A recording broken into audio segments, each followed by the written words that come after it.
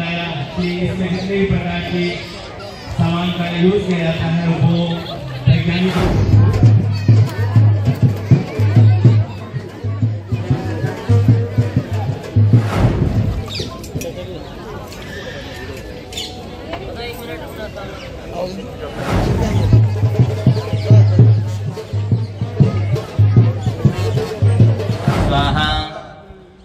ओम भूर्भुवः स्वः स्वाहा। कान्हा की नगरी में लोक आस्था का महापर्व बड़े ही जोश व उत्साह के साथ मनाया गया। मथुरा रिफाइनरी नगर स्थित नगर चौपाल में सैकड़ों की संख्या में बिहार सहित पूर्वी उत्तर प्रदेश के लोगों ने लोक आस्था का महापर्व मनाया, जिसमें सभी जाति धर्म के लोगों ने बढ़ चढ़कर भाग लिया। छठ महापर्व को 4 दिवसीय मनाया जाता है, जिसकी शुरुआत पहले दिन नहाए खाए से होती है और दूसरे दिन व्रती माताएं बहनें दिन भर छठी मैया का व्रत रखकर शाम को खरना प्रसादी बनाती हैं एवं खरना प्रसादी ग्रहण करती हैं।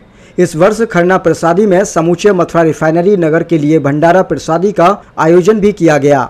खरना प्रसादी ग्रहण कर छठ व्रती महिलाएं 36 घंटे का निर्जला व्रत रखती हैं। छठ महापर्व के तीसरे दिन सूर्यास्त के समय अर्घ्य देकर अगले दिन सुबह उगते हुए सूर्य देव को अर्घ्य देकर व्रती महिलाएं अपना व्रत पारण करती हैं। मथुरा रिफाइनरी नगर की महिला ने बताया कि छठ व्रत को काफी कठिन व्रत में से एक माना जाता है। यह व्रत बड़ी ही शुद्धता के साथ किया जाता है। व्रत करते समय महिलाएं खास तौर पर व्रत के नियमों का विशेष रूप से पालन करती हैं। साथ ही नगरवासी महिलाओं ने बताया कि मथुरा रिफाइनरी में सभी त्योहारों को मिलजुल कर सभी नगरवासी बड़े ही हर्षोल्लास के साथ मनाते हैं। इसीलिए इंडियन ऑयल की टाउनशिप को मिनी इंडिया के रूप में भी लोग देखते हैं। टाउनशिप में भारतवर्ष के सभी प्रांतों के सभी जाति धर्म के लोग यहाँ रहते हैं, जो सदैव एक दूसरे के त्योहारों में बढ़ चढ़ कर भाग लेते हैं एवं सहयोग भी करते हैं। देश की अखंडता बनाए रखने में मथुरा रिफाइनरी नगर सदैव अपनी अग्रणी भूमिका निभाता रहता है। टाउनशिप में भारतीय सांस्कृतिक समाज ट्रस्ट के तत्वाधान में 4 दिवसीय छठ महापर्व बड़े ही हर्षोल्लास के साथ उगते हुए सूर्य देव को अर्घ्य देकर संपन्न हो गया। छठी मैया और भास्कर भगवान से सभी नगरवासियों, ब्रजवासियों और देशवासियों के लिए सुख समृद्धि एवं नई उड़ान की कामना की है। साथ ही कहा कि छठ पूजा महापर्व में मथुरा रिफाइनरी नगर सहित कान्हा की नगरी में छठ की छटा बिखेर दी है। यह लोगों पर प्रभु की कृपा है कि उन्हें कान्हा की नगरी में रहकर लोक आस्था का महापर्व छठ पूजा मनाने का सौभाग्य मिल रहा है। रिफाइनरी प्रमुख अजय कुमार तिवारी ने सुबह हवन पूजन कर उगते हुए सूर्य देव को अर्घ्य दिया। छठ पूजा महापर्व के बारे में जब नगरवासी महिला से पूछा तो उन्होंने छठ महापर्व के महत्व पर प्रकाश डालते हुए बताया कि छठ पूजा बहुत महान पर्व है, महापर्व हम सारे देशवासियों के लिए।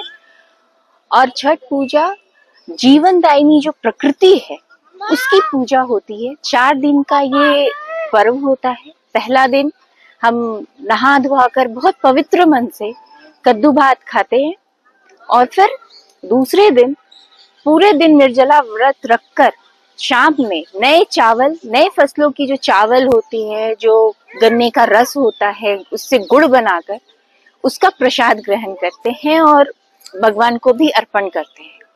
फिर दूसरे दिन वो व्रत कंटिन्यू होता है। निर्जला व्रत रख के फिर संध्या के टाइम सूर्य भगवान को अर्घ देते हैं।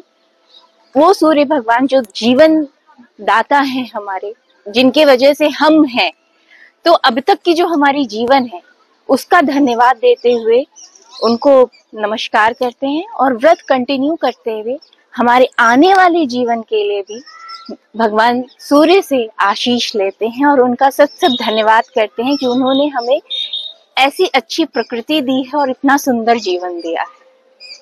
और ये पर्व इस कान्हा की नगरी में मनाकर अत्यंत ही मतलब सुखद महसूस होता है।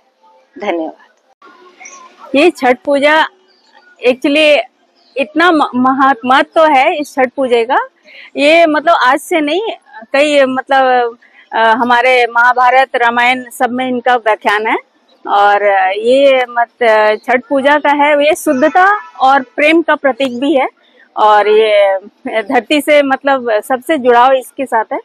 तो ये छठ पर्व का इतना महत्व है कि मतलब इसमें 4 दिन का ये व्रत है और 4 दिन से व्रती इसमें पूरे शुद्धता और उसके साथ करके ये व्रत को पूरा 4 दिन के बाद करती हैं। ये उगते सूरज और डूबते सूरज के साथ भी किया जाता है उनको। और फिर उसके बाद ये चौथे दिन पारण के साथ इनका समापन होता है।